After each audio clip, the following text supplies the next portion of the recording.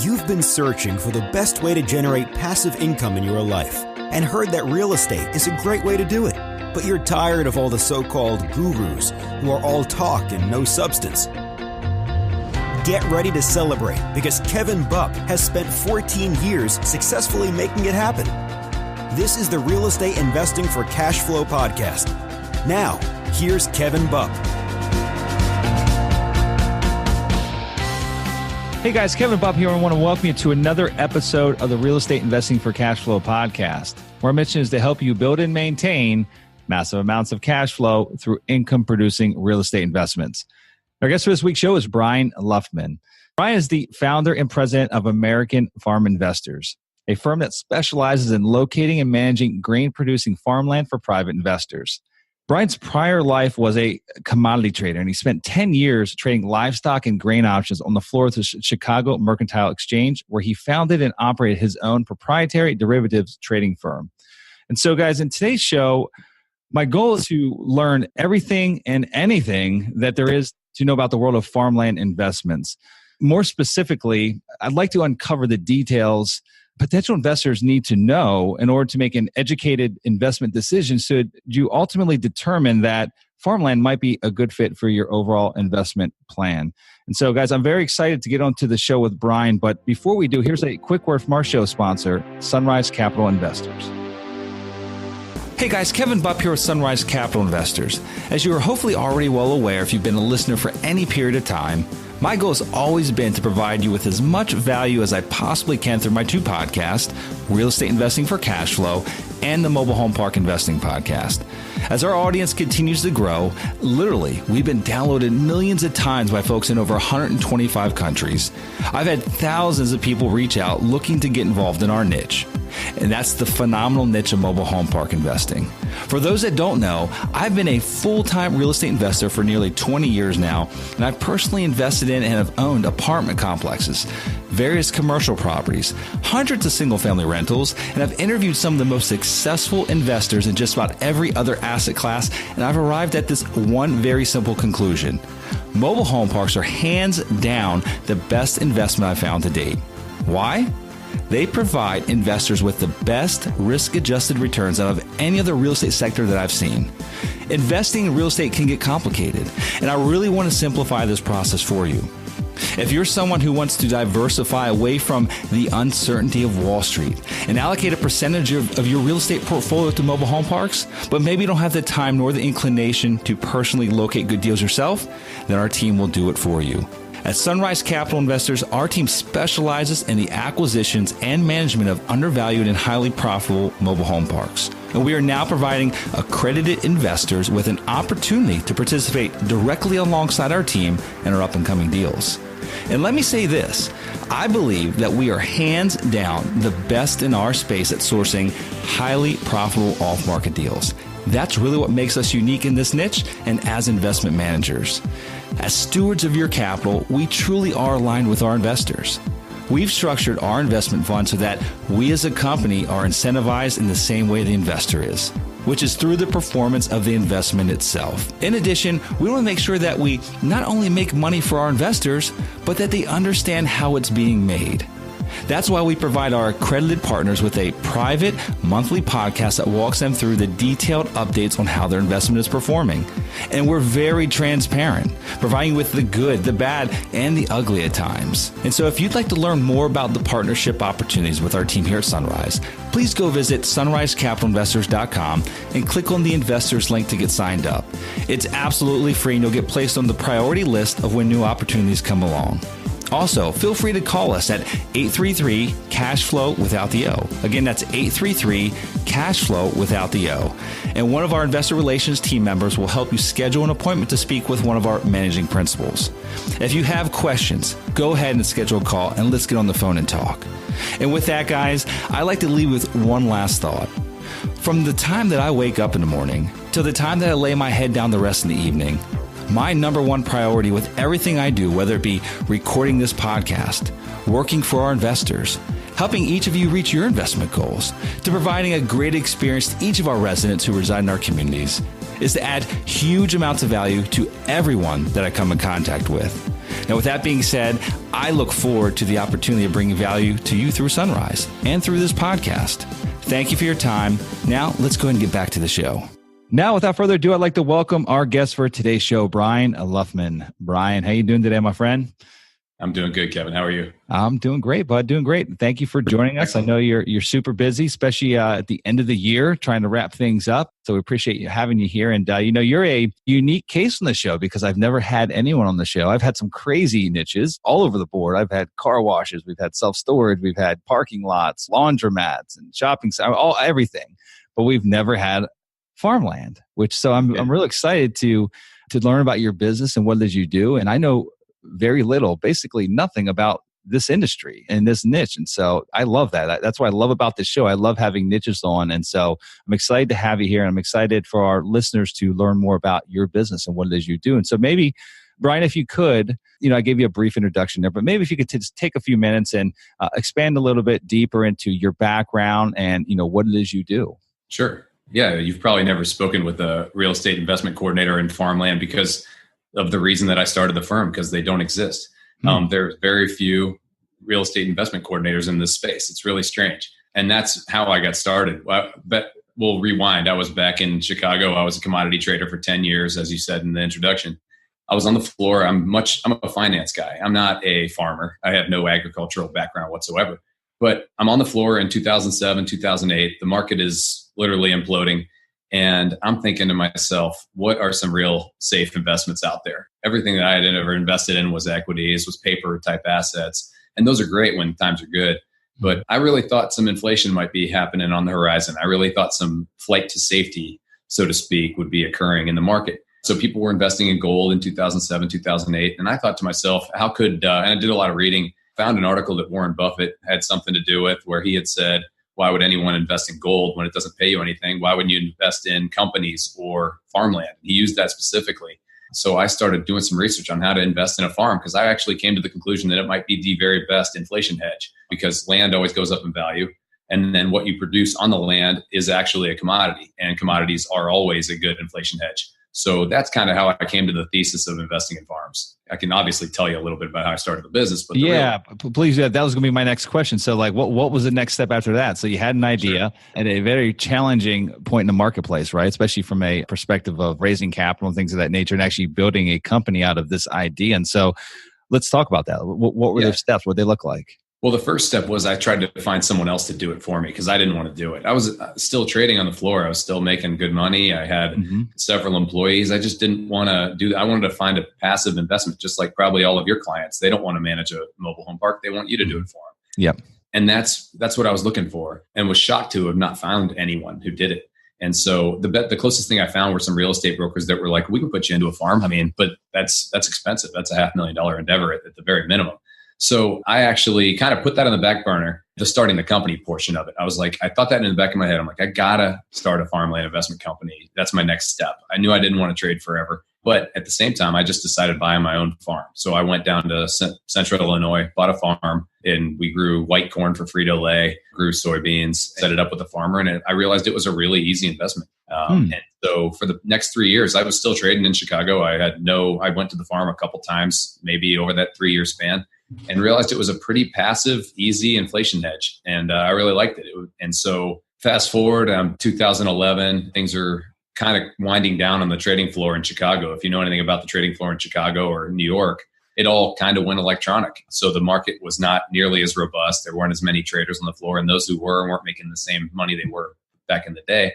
So I just knew it was time to move on.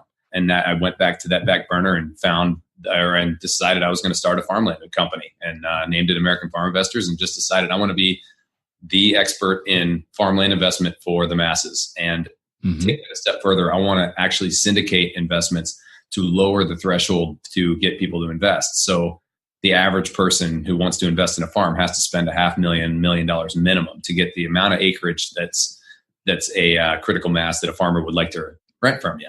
So that's a high threshold, especially in an asset class where I don't think you need to put a huge amount of net worth. We have low cash flow. It's not something you want to put a lot of your eggs into this basket, but you definitely want to have some. So we decided to syndicate it. We put deals together and let people come in for lower minimums than anyone else in the country. Very interesting. So I want to back up a little bit and get some clarity on a few items. The first one was the first farm you bought. You went outright and bought one yourself while you're still trading on the floor. And talk to me about that one a little bit. So you bought that outright, and I want to understand the general business model behind it. So, but you didn't put on overalls and get in the tractor, and you weren't out there farming the fields yourself. So you bought this farmland and you leased it to a farmer. Correct. Okay. Exactly. And it was a straight up, they call it a crop share. So there's a couple ways that you can do the ownership farmer relationship is typically either a crop share or cash rent. And if you've ever heard those terms, and essentially it is either I'm in a share with the farmer. So, and that's what I did. I said, I have good land. You're a good farmer. We'll split the input costs. So we split all the seed, all the fertilizer, everything. I had to trust him. And he sent me all the receipts and we put in the input costs. And at the end of the year, if we ended up with X amount of thousands of dollars, we just carved it up and split it. That's truly a crop share. Once the crop was harvested, we shared the revenue. And we did that for several years. And I noticed that when grain prices were low, usually we were in central Illinois. The production's always good in central Illinois. I mean, it's the best farmland in the state, in the country. What the variable was how good the prices were. In 2008, prices were crazy high. Commodities went through the roof. If you remember, oil went to $150 a barrel. Grain prices followed suit. And my return was excellent that year. And then commodities crashed in 2009. And so my return was a lot lower. And I realized it's a lot easier to just a lot of the income based off of this investment is based on the actual prices of the grain. And that's when I was like, wait a second. Now this is a perfect inflation hedge if you think about it. Yeah. Because if my income's going down when grain price is going down and going up when it's going up, I don't even have to trust the farmer. And so essentially I like doing a variable cash rent where the farmer pays me a lease payment based on where grain prices are. And those are public markets. I mean, you can look at the Chicago Mercantile Exchange and it'll tell you what corn, wheat, and soybeans are priced at. And so then we get paid based on that. So basically I lease the farms, all of our farms, we lease them to two farmers and we get paid more if prices go up and we get paid less if they don't. And right now we're in a bear cycle for commodities. So our cash flow has not been all that great, but I think that the future is bright. I think that inflation's coming. So our cash flow is going to go up. Yeah. Who's a typical seller? So the individual you bought that farmland from, I mean, was it someone that was actually farming their own field prior to you taking that? Or was it just another situation like yours that was an investor that would essentially lease or do a crop share with an individual farmer?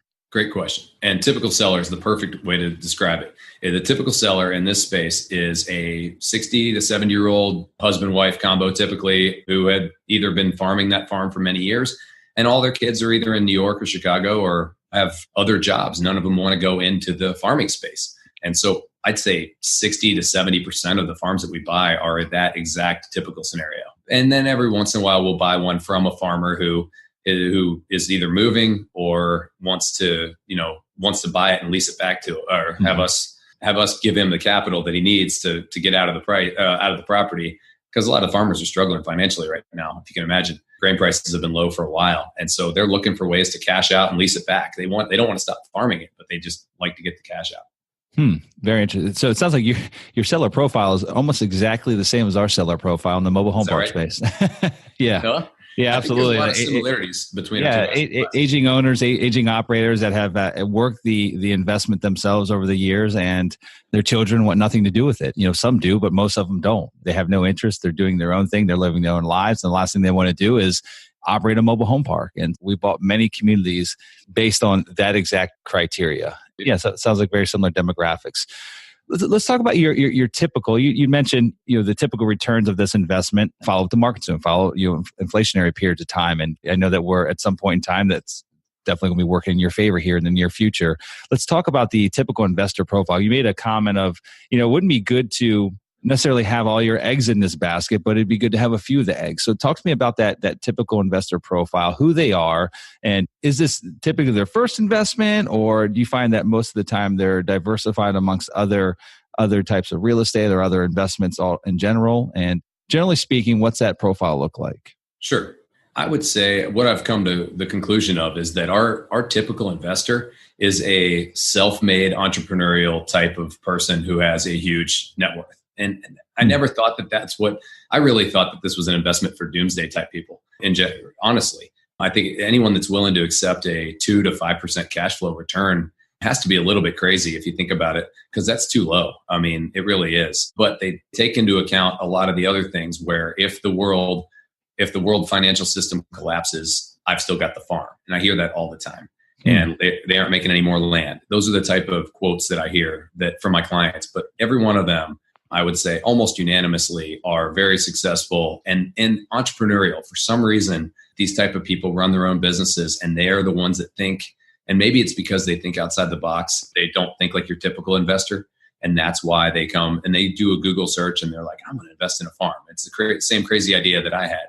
And a lot of that stuff. And they're also very smart people. Obviously, they're very successful to be able to be an accredited investor, period. But most of my clients have net worth above the accredited investor line. And for that reason, they think creatively and they've got their whole life. And this is what my investor profile really is. They've got their business is generating great cash flow, and more so when times are good. And they love the fact that goods and services are cheap. And that's the current status right now. The economy's good, goods and services are cheap. And they would like that to continue forever. Now, this is where the hedge comes in. Farmland is the perfect hedge for that, because when grain prices or when goods and services go up in value, you're making the same income and you're dispensing a lot of your disposable income into those, you're paying $3 at the pump instead of $2.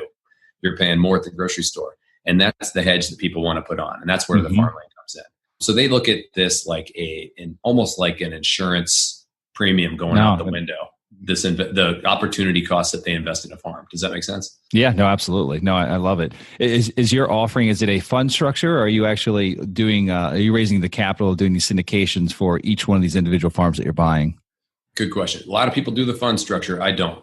Ours are all one-off, deal-by-deal basis. So we'll put one or two deals together a year, and that way the investor knows exactly where their property is. There's not much discrepancy between farm to farm. In general, they all tend to perform pretty similarly. And so for that reason, we don't need to have a fund. You could be an investor in one farm. And there's multiple reasons why we do it that way. One is we can take in capital and deploy it as it's coming in rather than having a rolling fund. But the clients love knowing what is growing on their farm. And it gives them this sense of ownership that's beyond what a fund structure is. We could say, hey, we grew, 20,000 acres of corn this year. And there's you can't get that down to a granular level to where they really understand what they own. Some of my clients like to go hunt on their farms, believe it or not. Some of them take their kids there and go fishing. So having it not be a fund structure actually is a benefit to a lot of my clients, honestly. Very interesting. So is it just for accredited investors? I think you had mentioned that. So it's a Reg D 506C. Is that what you're doing here? Correct. Yes. Okay. Exactly. Okay. Exempt because they are accredited. Yes. And what is your minimum investment? Typically, it's $50,000 to $100,000 per deal. Okay. Which good deal. Not low, but it's not that high. That's normal. Yeah. For private equity. Yeah. Yeah. No, not at all. No, that's right in line with everything else. So let's talk about the farmland itself. Sure. What really separates? You'd mentioned that maybe Central Illinois has some of the best farmland in the country. What really separates good farmland from bad farmland? Great question. Simple answer: productivity. How productive 1 acre of farmland is in general the main variable that we're looking for. Is there typically documented historicals on this? Sure. But you have to trust the source. And so farmers will give you their yield history. And in general, they're it's off of a John Deere GPS driven tractor, and they can't really fudge those numbers. So any recent yield histories, you can pretty much take those to the bank. But there's also, there's a lot of tools that we have too, where there's like the USDA has a website where you can literally map the productivity of a specific soil type. I could map your backyard, honestly, and tell you how many bushels of corn we could average on your backyard. And you'd be shocked at how actually precise, and they've got every soil type mapped out to what the productivity is. Now, we do a lot further research. We find out we've got the soil types off of that map, but then we go do depth studies, because in Kentucky, where we mainly invest, there's, some farms are 10 feet deep in topsoil and some are 10 inches. And it's a big difference on how productive those type of grounds will be. Now, Illinois, you don't have to worry about that, but you've got different surface drainage type issues up there. So in general, you just have to take all the variables into account. The other, besides the productivity, I think you have to take the whole approach, and this is location and development potential are definitely factors you should, and we do acknowledge as part of the equation in making a decision. I mean, we as far as like a future higher and better use for the property? Sure. Yeah. And we've done that. Actually, we've got a couple farms under contract for better uses that will give a nice return to our clients. That was a surprise, but it was calculated when we made the decision to buy.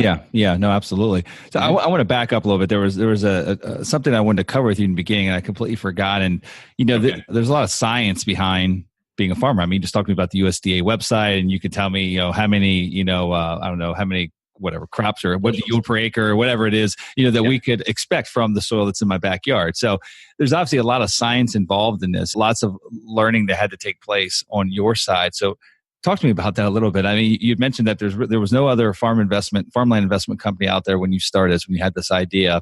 Obviously, there was farmers everywhere, but you didn't know anything about a farmer. You being a farmer, you didn't know anything about the science behind being a farmer or yields or anything like that. So talk to me about how you educated yourself. I'm actually pretty intrigued by the fact that you literally knew nothing about farming. I mean, you didn't grow up in a farming family, it doesn't sound like, and you're a white collar guy. But now you're an expert. Well, thanks. I mean, I'm sure it's the same path that you took. I mean, you acknowledged a sector that you wanted to really attack, which was mobile home parks, or anyone in business. I mean, you want to learn about something. What's the first thing you're going to do? You're going to, bury your head into a book or start Google searches, but also the key factor is meeting people that actually know the business. Mm-hmm. Not only learning from them, but partnering with them. And so we found some of the best real estate minds in the Kentucky region, which is where I wanted to start. The reason I wanted to move into Kentucky is because it's on the fringe of the Midwestern Corn Belt. So when people were paying $10,000, $11,000, $12,000 an acre in Iowa and Illinois and Indiana, which is the very best dirt, we were finding stuff in Kentucky that was $5,000, $6,000 an acre. And it's almost as productive as the very best land in Iowa. And so I wanted to invest on the fringe. I didn't want to pay $12,000 an acre and generate a 1% cash flow to my clients. And so then when I identified a region, then we needed to find the best guys that know what properties are for sale in that region. And it turned out that those guys were also excellent soil analysis experts. They helped me do all the due diligence on these farms. But the best resource that we found is beyond that is actually the farmers. Nobody knows the actual productivity and can predict the future productivity of a farm better than a farmer in that region. Mm-hmm. And so the beauty is when I'm going to identify a farm, like the farms that we bought this year, there wasn't one instance where I just bought it and I didn't bring the farmer, the prospective tenant there to help me analyze it, because he's going to be signing a 6-year lease on that farm. Mm-hmm. So it's in his best interest for me to buy the right property and we pre-negotiate that lease with him before we buy it. So that's the very best tool, is actually using these farmers who have decades and decades of family experience and they're like, oh, you need to look at that waterway. It's going to be eroding this hill and we need to remediate that. Just things that I wouldn't have thought of. But then, you do something for a decade like I have. I know I'm an expert at this point. Yeah, definitely. But I still lean on those guys. Got it. Now that makes sense. And are you guys typically leveraging these, or are they straight out purchases? Okay. Straight out purchases. Got it. You almost need to, when you're talking about farmland investment, you throw out everything that you know in real estate and you start from scratch, because our clients like no debt on the property. They like, instead of the fund structure, they like the individual property structure. Mm-hmm. It's strange. It's a different type of deal. And the reason the numbers don't really work if you're leveraging a farm at 5%, but you have a bad year and you're, generating a 2.5%, 3% return, you're taking in water all the money goes out the door to the interest. And so it doesn't compound the return. It actually hurts. Mm-hmm. Okay. So leverage is good in businesses where it's where the income's over the interest rate. Is there typically a lot of capital improvements that have to be done? You talked about, like, the farmer says, well, that waterway is going to erode the hill. I mean, do you find that going into these that you have to inject capital initially to get them up to par, up to snuff?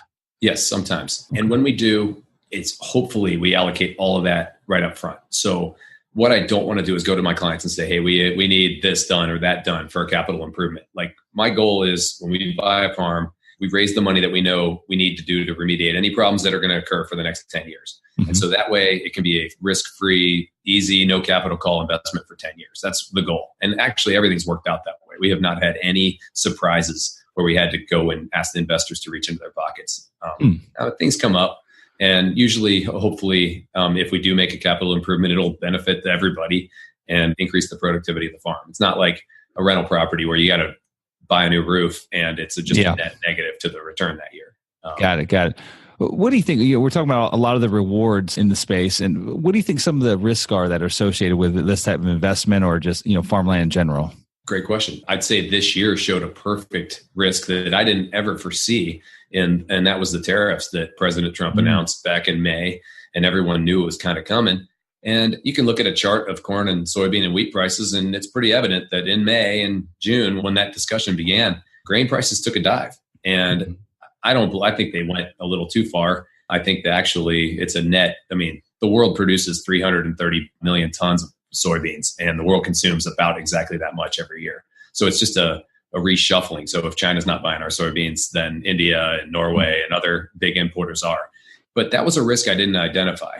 And it actually lowered our returns this year. I can't say that the tariffs was the only reason that grain prices went down. It rained perfectly and everybody's production was excellent this year. So grain prices would have gone down anyway. But that was a risk. The main risk is the farmer's credit, whether the farmer can pay you their rent, because that's the big source of our income. It's the same thing with any real estate. It's how good of a credit tenant do you have? So we use only the very best farmers who are, capital strong and have enough equipment, and that we feel comfortable with those guys. But the rewards are, if you own the very best dirt, there's always going to be somebody who comes around and wants it more than you do and willing to pay a premium for it. And that's why we've been just trying to buy the very best farm in each county, essentially. We're trying to buy the very best dirt. I put a premium on quality. And so then the reward is bigger when that comes along. So what's the long-term play here then? I know that you do acquire some of these properties for potential for redevelopment, but assuming that's not the case, assuming that the property you're buying, I mean, maybe in 100 years it could be redevelopment, right? I mean, path of progress, everywhere's going to be in the path of progress at some point in the future, right? But let's talk about the typical farm. What's the exit? I mean, is this a evergreen type investment, or is there an exit at some point in the future for the investors? So all of our deals are basically a majority vote is all it takes to sell the property. And I think that's the simplest way to do it. That way we just take a pulse of the partnership every 6 years. Once the leases are renewed, we say, hey, do we want to renew the lease or do we want to sell? Now, I mean, that's a perfect world and everybody harmoniously decides to sell at the same time and we get out. Now, in reality, I think they're all going to look for a cue from me to say, now's the time to liquidate. And really, I think that cue is going to be the next inflationary cycle. If I had started American Farm Investors in 2002 and acquired a bunch of land during that economic boom when land prices were not going up and everyone forgot about farmland for a decade, and we were just acquiring farmland over and over again, then 2008 to 2012 was a huge inflationary cycle. And oil prices, if you remember, went gangbusters. Gasoline prices were over $3. Farms were trading at big valuations and doing great income.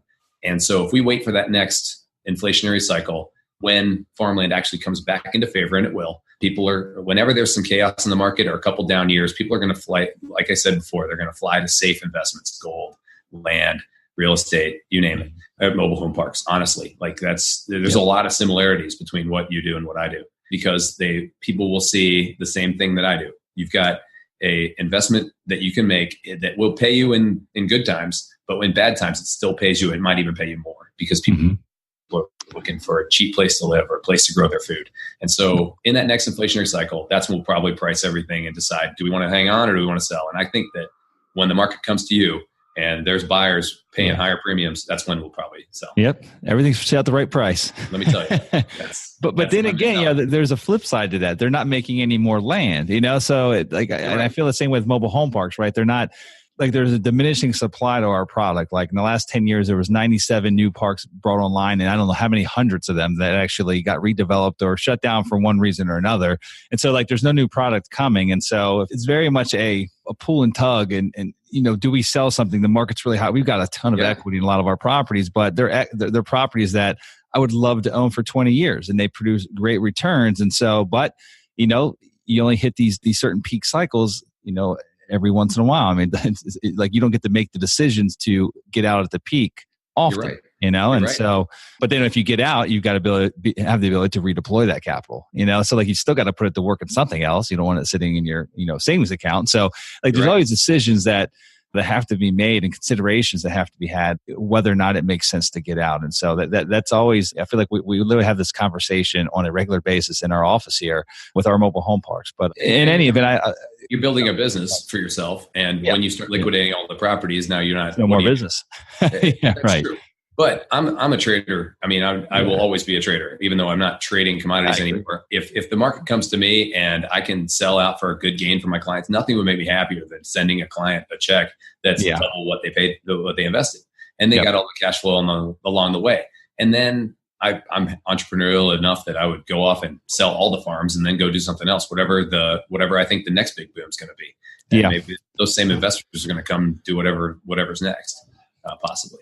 How are you guys finding opportunities today? You've obviously got certain geographic areas that you target, but I mean, is it just a matter of, you pretty much have relationships, probably very similar to what we do, just have relationships and you know all the farmers, you know who owns what, and you're basically just knocking on the door on a regular basis, waiting for them, when the timing's right to, consider unloading their farmland? Is that really what occurs? Essentially, yeah. Essentially, I'm always targeting new investments, and as our investor demand keeps rising, like let's say we've got $5-10 million of investor capital that needs to get deployed. At that point, once I find a $5 million farm that I like, that's when we make the investment.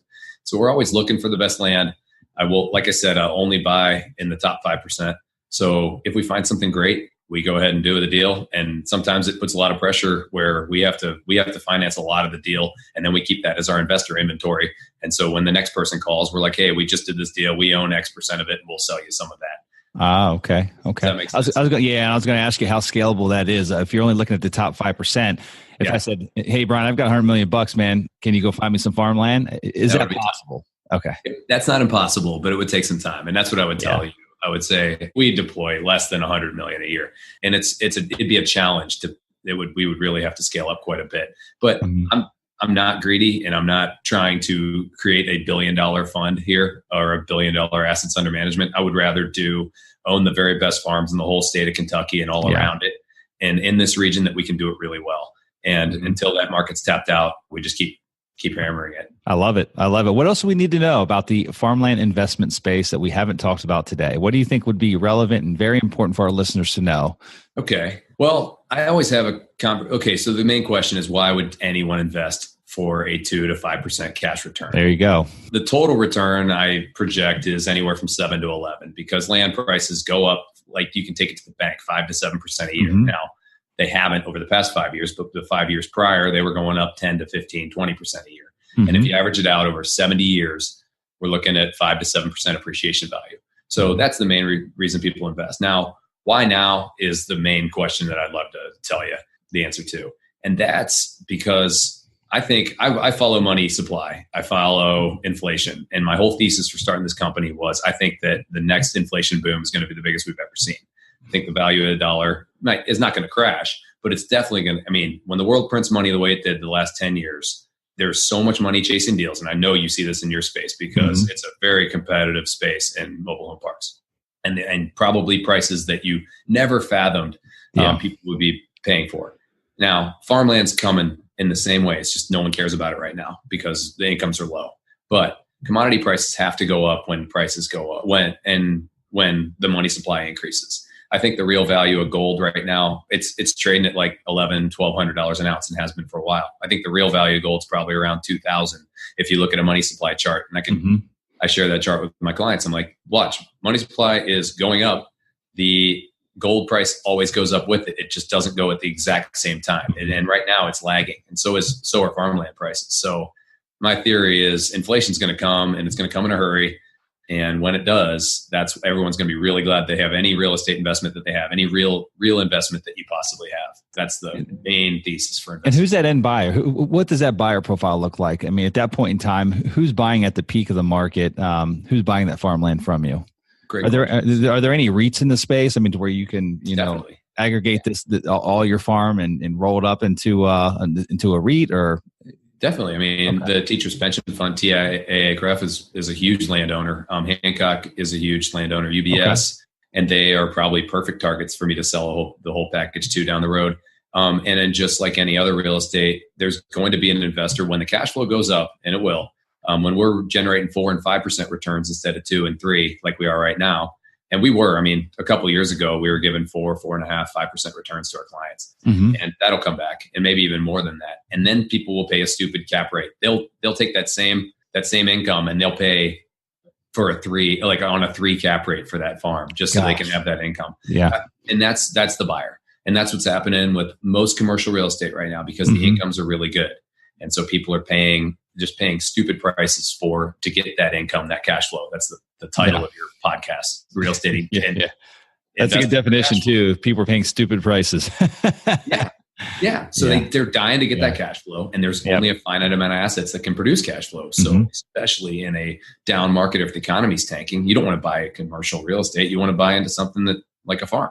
So there's your buyer, as someone who's, I don't want to say someone stupid, but stupid money is going to come into this when the incomes come up. I understand. Yeah. You know what I mean? So going back in time, knowing what you know today, what would you have changed? Would you have done anything differently, or what advice would you have given yourself back when you started this endeavor? I'm really talking about this current endeavor that we're speaking to in Farmland. I guess I was so bullish on inflation then in 2010, 11, and little did I know that it was going to take a long time. Nearly a decade. And I might still be, I'm not wrong. I'm early. I still keep saying that. There's no way that farmers should be producing corn for $3.75 a bushel right now. that's 56 pounds of corn that they're delivering to a distillery or a hog farm. 56 pounds of corn there's for $3.75. Wow. So it's like 6 cents a pound. That's ludicrously low. And so I guess the advice I would have given to myself is do exactly what I'm doing, which is acquire as much land as I possibly can in this low cycle when no one else is buying land, and then hang on for the ride. But I guess the advice would be patient, because you're never going to time a market right. And I should know that better than anybody. Yeah, right.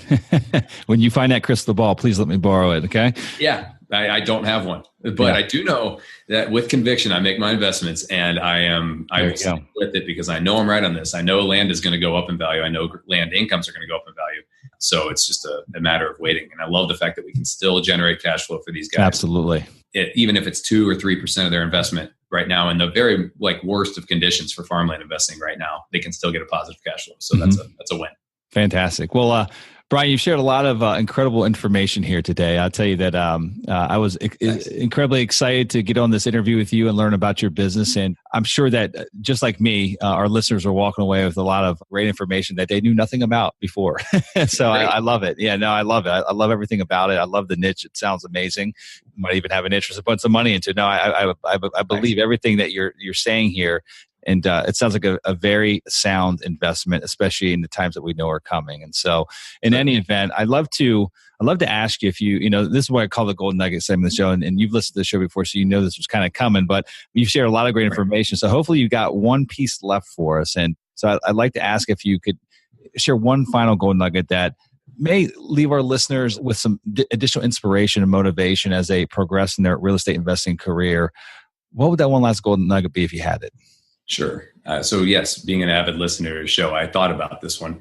I think the key, and I wouldn't have said this 10 years ago, but as I've learned in my life, that the key to happiness, in my opinion, is moderation in a way, because I love my job. I love my family. I love so many things in life, hanging out with friends, going on trips, but you have to do all that stuff in moderation, or else I'd become a workaholic, or you take any of those things in your life that you really love and you do any of them too much, it doesn't make you happy.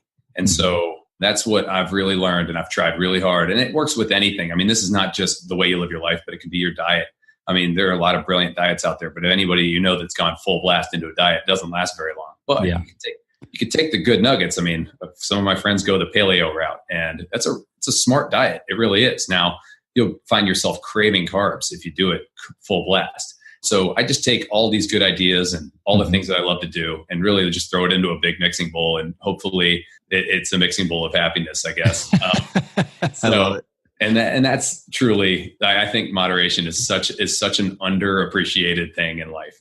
So that's my golden nugget. I think you just created your next business venture, Brian's Mixing Bowl of Happiness. It's the latest diet trend. I love it. That's awesome. Take bits and pieces of that, mix it all together, and there you go. You got a book, you got a trend, and you got a fad that you just started. I'm pretty sure that's what just happened right now. There you go. Thanks. Yeah. If I write the book, The Mixing Bowl of Happiness, I'll give you some credit.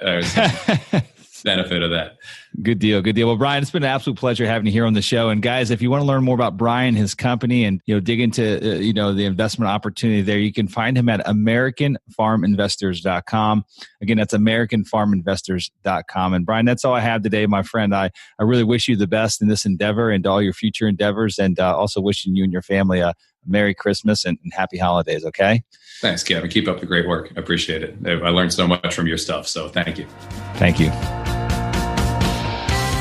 Congratulations! Now you've got more of the best tricks of the trade in building massive amounts of passive income from real estate. For more amazing resources, visit realestateinvestingforcashflow.com. And we'll see you next Monday morning.